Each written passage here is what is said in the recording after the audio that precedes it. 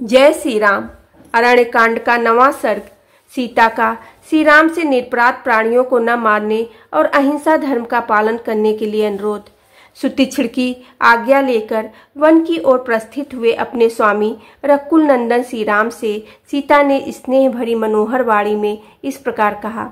आर्यपुत्र, अद्यपि आप महान पुरुष हैं, तथापि अत्यंत सूक्ष्म विधि से विचार करने पर आप अधर्म को प्राप्त हो रहे हैं। जब काम जनित व्यसन से आप सर्वथा निवृत्त हैं, तब यहाँ इस अधर्म से भी बच सकते हैं। इस जगत में काम से उत्पन्न होने वाले 3 ही व्यसन होते हैं। मिथ्या भाषण बहुत बड़ा व्यसन है, किंतु उससे भी भारी 2 व्यसन और हैं, पर स्त्रीगमन और बिना वैर के ही दूसरे के प्रति क्रूरतापूर्ण बर्ताव। नंदन, इसमें से मिथ्या भाषण रूप व्यसन तो न आप में कभी हुआ है और न आगे होगा ही, पर स्त्री विषयक अभिलाषा तो आपको हो ही नहीं सकती। नरेंद्र, धर्म का नाश करने वाली यह कुत्सित इच्छा न आपके मन में कभी हुई थी और न ही भविष्य में कभी होने की संभावना ही है। राजकुमार श्री राम, यह दोष तो आपके मन में भी कभी उदित नहीं होता है, फिर वाणी और क्रिया में कैसे आ सकता है? आप सदा ही अपने धर्म पत्नी में अनुरक्त रहने वाले धर्मनिष्ठ, सत्य प्रतिज्ञ तथा पिता का आज्ञा पालन करने वाले हैं। आप में धर्म और सत्य दोनों की स्थिति है, आप में ही सब कुछ प्रतिष्ठित है। महाभाव, जो लोग जितेंद्रीय हैं, वे सदा सत्य और धर्म को पूर्ण रूपेण से धारण कर सकते हैं।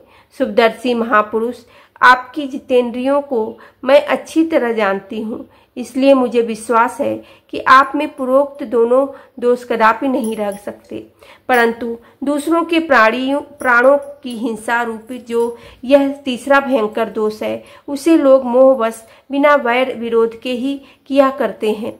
वही दोष आपके सामने भी उपस्थित है। वीर, आपने दंड कारण निवासी ऋषियों की रक्षा के लिए युद्ध में राक्षसों का वध करने की प्रतिज्ञा की है। इसीलिए आप भाई के साथ धनुष बाण लेकर दंड कारण के नाम से विख्यात वन की ओर प्रस्थित हुए हैं। अतः आपको इस घोर कर्म के लिए प्रसिद्ध हुआ देख मेरा चित्त चिंता से व्याकुल हो उठा है। आपके प्रतिज्ञा पालन रूप व्रत का विचार करके मैं सदा यही सोचती रहती हूँ कि आप कैसे आपका कल्याण हो। वीर, मुझे इस समय आपका दंड कारण में जाना अच्छा नहीं लगता है।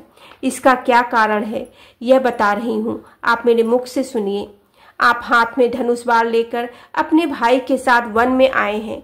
संभव है समस्त वनचारी राक्षसों को देखकर कदाचित आप उनके प्रति अपने बाणों का प्रयोग कर बैठे।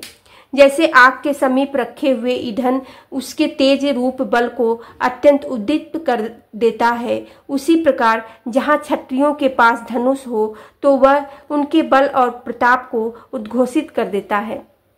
महाभाव, पूर्व काल की बात है, किसी पवित्र वन में जहाँ मृग और पक्षी बड़े आनंद से रहते थे, एक सत्यवादी एवं पवित्र तपस्वी निवास करते थे। उन्हीं की तपस्या में विघ्न डालने के लिए सचीपति इंद्र किसी योद्धा का रूप धारण करके हाथ में तलवार लिए एक दिन उनके आश्रम पर आए। उन्होंने मुनि के आश्रम में अपना उत्तम खड्ग रख दिया। पवित्र तपस्या में लगे हुए मुनि को धरोहर के रूप में वह खड्ग दे दिया। उस शस्त्र को पाकर मुनि उस धरोहर की रक्षा में लग गए। वे अपने विश्वास की रक्षा के लिए वन में विचरते समय भी उसे साथ रखते थे। धरोहर की रक्षा में तत्पर रहने वाले वे मुनि फल मूल लाने के लिए जहाँ कहीं भी जाते, उस खड्ग को साथ लिए बिना नहीं जाते थे। तब ही जिसका धन था, उस मुनि ने प्रतिदिन शस्त्र धोते रहने के कारण क्रमशः तपस्या का निश्चय छोड़कर अपनी बुद्धि को क्रूरतापूर्ण बना लिया। फिर तो अधर्म ने उन्हें उत्कृष्ट कर लिया था। वे मुनि प्रमादवश रौद्र कर्म में तत्पर हो गए और उस शस्त्र के सहवास से उन्हें नरक में जाना पड़ा। इस प्रकार शस्त्र का संयोग होने के कारण पूर्व काल में उन तपस्वी मुनि की ऐसी दुर्दशा भोगनी पड़ी, जैसे आग का संयोग ईंधनों को जलाने का कारण होता है। उसी प्रकार शस्त्रों का संयोग शस्त्रधारी के हृदय में विकार का उत्पाद कहा गया है। मेरे मन में आपके प्रति जो स्नेह और विशेष आदर है, उसके कारण मैं आपको उस प्राचीन घटना की याद दिलाती हूँ तथा यह शिक्षा भी देती हूँ कि आपको धनुष लेकर किसी तरह बिना वैर के ही दंड कारणवासी राक्षसों के वध का विचार नहीं करना चाहिए। वीरवर बिना अपराध के ही किसी को मारना संसार के लिए अच्छा नहीं समझेंगे।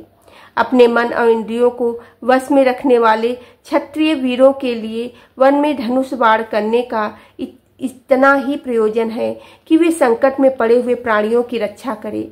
कहाँ शस्त्र धारण और कहाँ वनवास, कहाँ क्षत्रिय का हिंसामय कठोर कर्म और कहाँ सब प्राणियों पर दया करना रूप तप, ये परस्पर विरुद्ध जान पड़ता है।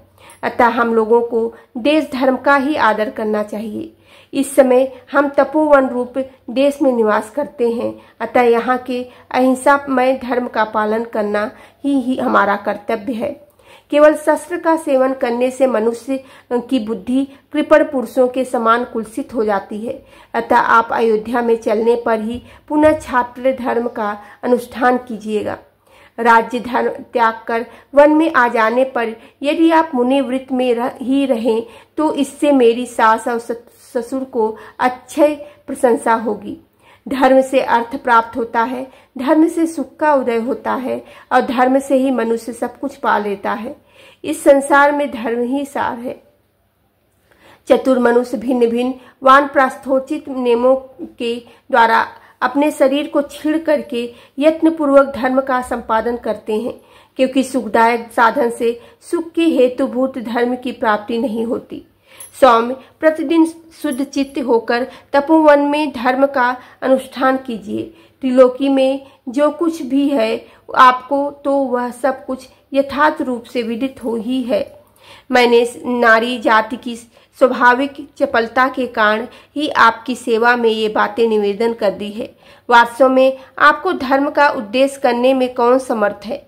आप इस विषय में अपने छोटे भाई के साथ बुद्धिपूर्वक विचार कर लें, फिर आपको तो जो ठीक जैसे उसे ही शीघ्रता पूर्ण करें।